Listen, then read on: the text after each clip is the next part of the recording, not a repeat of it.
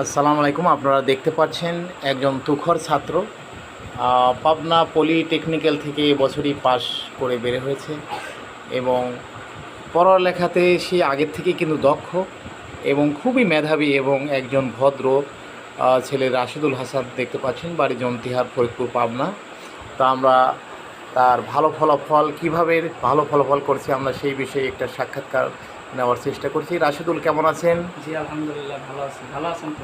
আছি, আলহামদুলিল্লাহ ভালো আছি। আপনি এই পাবনা পলিটেকনিকের মতো একটা ভালো জায়গা থেকে আপনি ভালো রেজাল্ট করছেন, আপনার কেমন লাগছে?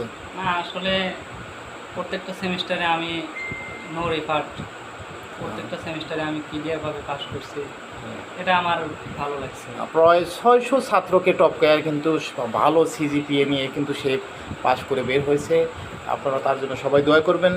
তো ভালো রেজাল্ট করার জন্য কি মেনে চলা উচিত, আপনি কি মনে করেন? সর্বপ্রথম ভালো রেজাল্ট করার জন্য সকাল ভোরে ওঠাটাই হ্যাঁ প্রয়োজনীয় বলে মনে করি। হ্যাঁ, কারণ সময় অপচয় করা যাবে না। না, সময় অপচয় করা যাবে না। ওই সময়টাই মানে পড়ালেখার মনে রাখার একটা গুরুত্বপূর্ণ সময়। হ্যাঁ, এই জন্য আমি সারাদিনের পড়া কিন্তু ভোরে 1 ঘন্টা পড়লেই সেটা কভারেজ হয়। আমি চেষ্টা করছি এবং সারাদিন সেটা মনোযোগ দিয়ে পড়তে হবে।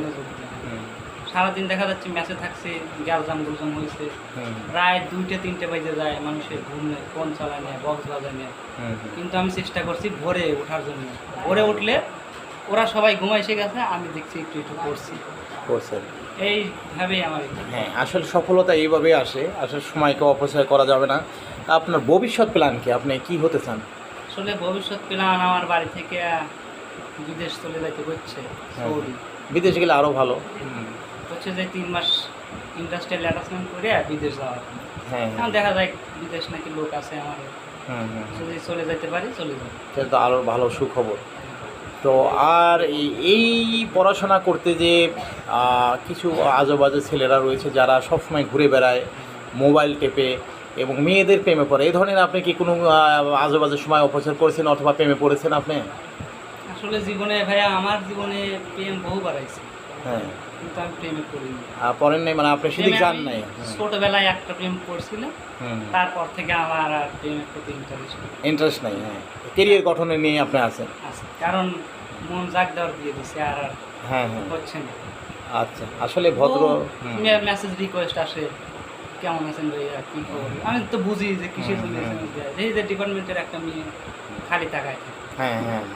ও মেসেজ দিছে, পরে সিনমিন না করে রেখে দিচ্ছে। কথাটা তাই, অনেক অফার আসবে কিন্তু সেই ফাঁদে আসলে যাওয়া যাবে না। সেই ফাঁদে গেলেই কেরিয়ার নষ্ট। এই প্রেম, প্রীতি, ভালোবাসা এগুলি সবার জীবনেই আসবে, কিন্তু নিজের কেরিয়ারকে আগে আঁকড়ে ধরতে হবে।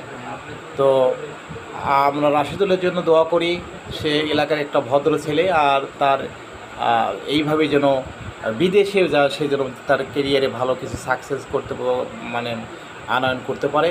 আমরা রাশিদুলের ভবিষ্যতের জন্য আমরা দোয়া করছি এবং তার পিতামাতা, আত্মীয় স্বজন সবার জন্যই দোয়া করছি। ধন্যবাদ রাশিদুল আপনাকে। আসসালামু আলাইকুম।